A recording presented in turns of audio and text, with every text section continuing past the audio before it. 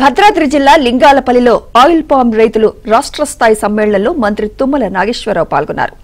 Oil palm సాగుతో రైతులకు మహర్దశ వస్తుందని, తెలంగాణలో 10 లక్షల ఎకరాల్లో ఆయిల్ పామ్ సాగు విస్తరణకు ప్రణాళిక సిద్ధం చేసినట్లు తెలిపారు. సీఎం రేవంత్ రెడ్డి నాయకత్వంలో రైతాంగం సంక్షేమం కోసం 1,50,000 కోట్లు ఖర్చు చేస్తోందని తెలిపారు. 31 జిల్లాలో ఆయిల్ పామ్ సాగుకు అవకాశాలున్నాయన్న మంత్రి తుమ్మల 15,000 ఎకరాలకు పైగా ఆయిల్ పామ్ ఉన్న చోట ఫ్యాక్టరీ నిర్మిస్తామన్నారు. ఈ కార్యక్రమంలో మంత్రి తుమ్మలతో పాటు Koonamneni Sambasivarao, Jari Adinarayana, oil fed chairman Janga Raghavareddy, palm oil రైతులు పాల్గొన్నారు.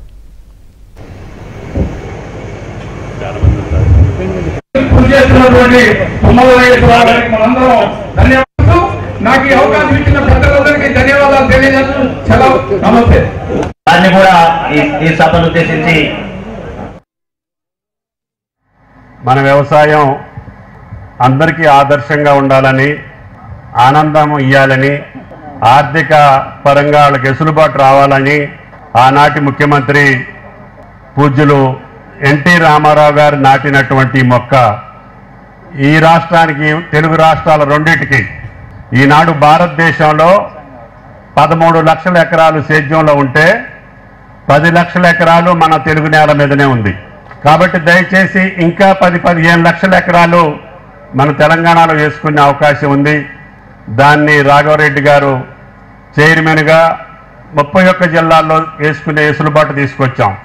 43 సంవత్సరాల క్రితం మన ఖమ్మం జిల్లాకే పర్మిషన్ ఉండేది, ఆంధ్ర ప్రాంతానికి ఉండేది.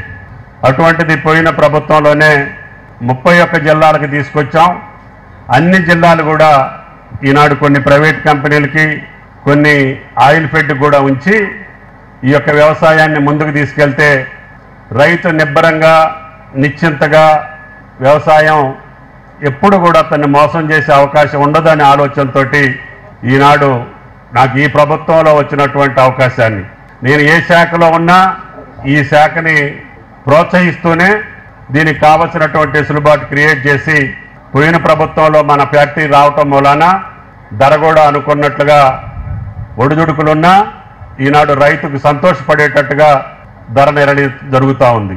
ఎందుకంటే లేటెస్ట్ మెషినరీ తోటి మనం అప్పారావుపేట కట్టుకున్నాం కాబట్టి దాని యొక్క OER పర్సెంటేజ్ పెరగటం వలన మన రేటే ప్రైవేట్ ఫ్యాక్టరీలు కూడా దేశమంతా ఇవ్వాల్సిన పరిస్థితి వచ్చింది.